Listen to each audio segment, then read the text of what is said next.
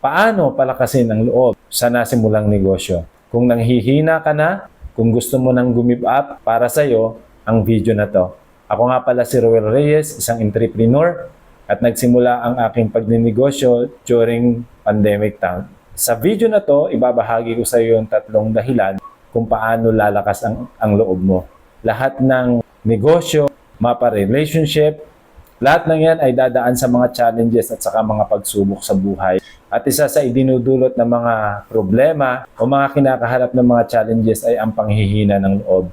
Kaya naman, sa video na to, ibabahagi ko sa iyo yung 3 paraan na na-discover ko kung bakit kahit pandemic time ko sinimulan ang aking negosyo na ipagpatuloy ko ito at hanggang ngayon ay nagtutuloy-tuloy ang negosyong ito. Unang dahilan para magkaroon ka ng lakas ng loob na ipagpatuloy ang nasimulan mo ay pananampalataya. Kinakailangan nating manampalataya.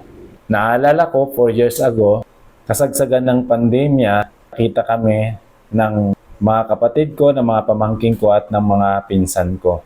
Ang dahilan, dahil namatay ang mother namin. And that time, pagkatapos ng libing, nagpakain kami.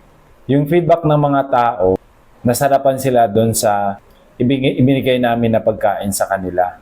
Pumasok sa isip ko na magtayo ng restaurant business. At para magawa mo yon, para lumakas ang loob mo na gawin yon, kinakailangan mo ng pananampalataya o faith. Kasi sabi nga ng Bible, ang pananampalataya ang katunayan ng mga bagay na hindi nakikita. Bakit faith?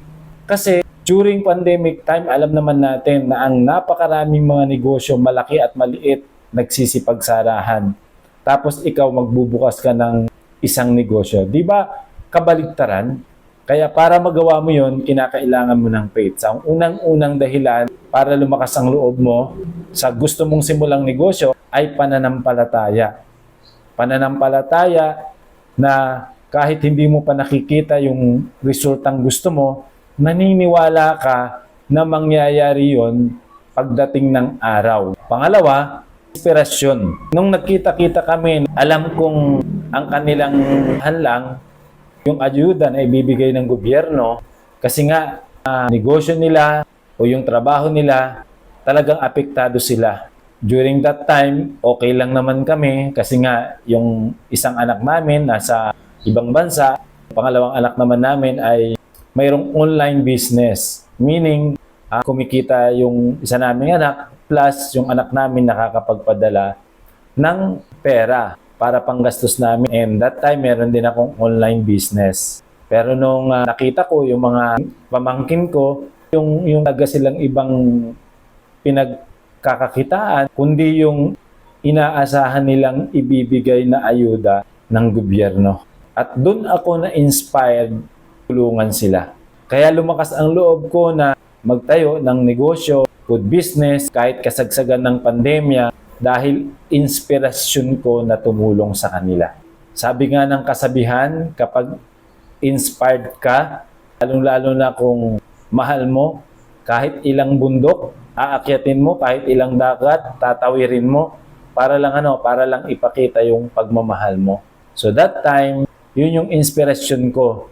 Gusto kong tumulong sa mga kapatid ko at sa mga relatives ko. Pangatlo, determination. Alam naman natin na lahat ng mga negosyo, trabaho, mapa-relationship, dadaan sa pagsubok yan. Dadaan sa mga challenges yan.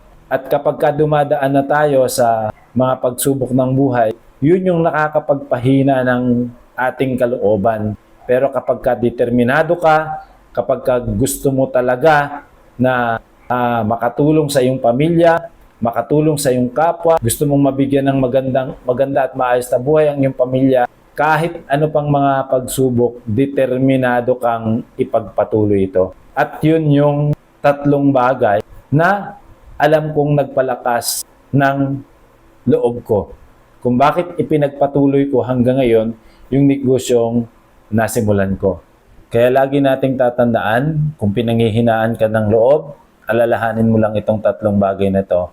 Pananampalataya, inspirasyon, at determinasyon. At lagi nating tatandaan, kung yung mahirap na gagawin mo ang magpapabago ng buhay mo, gawin mo. At dahil nakatulong sa'yo ang video na to, paki-like, follow, and share mo na rin sa mga kaibigan mo. God bless!